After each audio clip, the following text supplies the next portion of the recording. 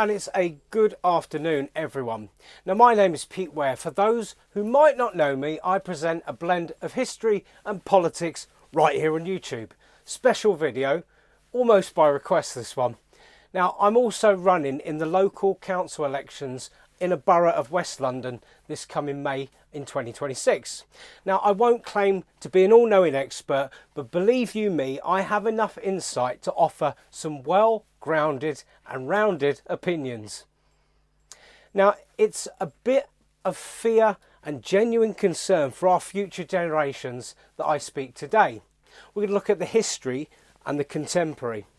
Now, we're seeing a kind of travelling circus of political ideals, and I want to make a few things perfectly clear before any of you rush out into what might seem trendy, new or exciting. Because folks, you're really not trailblazing here. It's all been done before. It's a vital situation to be cautious. Do your research before you commit, and here's why. Now, as we dive into the complexities of politics and the ideals of various parties, let's remember the lessons of history and the impact of our choices. Together, we'll navigate these challenges and ensure a brighter, more stable future, fully informed using critical thinking.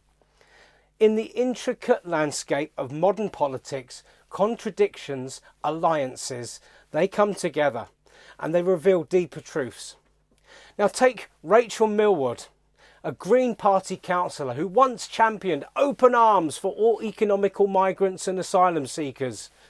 But when the plan to house them came to her own doorstep, her stance wavered, revealing a complex dance between idealism and reality. And this is where it gets interesting. This pattern is not new. It's a reflection of how political ideals sometimes crumble when faced with complexities of local concerns. Then there is the great leader, Zach Polanski, which is not his real name. He changed it to be flashy, by the way. Now, his journey from a controversial hypnotherapist who said, "I can make boobs grow by thinking about it." Now, he's a political figure. It's equally revealing. Polanski once claimed he could use the hypnosis to make breasts grow, a claim that mirrors the charlatans of the Victorian-era, who duped people with fake medicines and false promises.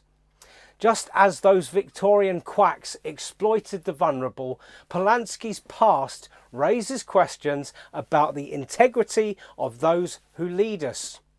And then we consider the Green Party itself. Once a beacon of environmental hope, the party now often appears mired in contradictions. It's not what it was. They call for the abolition of landlords and the promises of universal luxury housing, but the economic realities and the practicalities of such ideals are often glossed over. They just simply can't answer how they're going to do it. It's a cautionary tale reminding us that the idealism must be grounded in reality. And the Greens lack reality. Just look at some of the interviews that aren't Zach Polanski. Furthermore, we must look at the alliance between certain left-wing groups and Islamist factions. Now, history warns us of the dangers time and time again, but we never seem to learn. In Iran, for example, which just happens to be coming up now, alliances between progressive groups and the Islamist factions ultimately led to the marginalisation and imprisonment of the former, paving the way for a theocratic regime. It's a stark reminder that such alliances can lead to the erosion of freedoms and the imposition of a single ideology. Now, in the end, these layers of complexity call for vigilance and a deep understanding of the past. We must look beyond the surface and understand the true nature of those who seek to lead us, and more so the reasons why when you dig deep down. It's a call for critical thinking, a reminder that ideals must be balanced with practical realities and a caution against the allure of simplistic solutions. Now, when we peel back the layers of the Green Party, we find a spectrum of ideals that at times seem almost at odds with reality. Take some of their notable members' figures. They propose things that are so insane and ludicrous, ideas so radical that they often border on impractical. From calls to dismantle entire industries overnight, to advocating for policies that would fundamentally disrupt economics. The party's proposals often raise eyebrows across every political party because it's insane. Now, we've seen for calls the abolition of private property in certain contexts, the insistence on unrealistic timelines for transitioning entire sectors to green energy. Now, half of our financial woes currently are because of the green energy push. It's making the country and every individual poorer. That's proven. You can find the information. These ideals, while notable in intent, can sometimes drag the sensible left towards the extremes that are difficult to reconcile with practical governance. So moreover, when we look at the party's alignment with certain radical ideologies, we see a tendency to compromise long-standing principles in the name of broader alliances. It's very dangerous.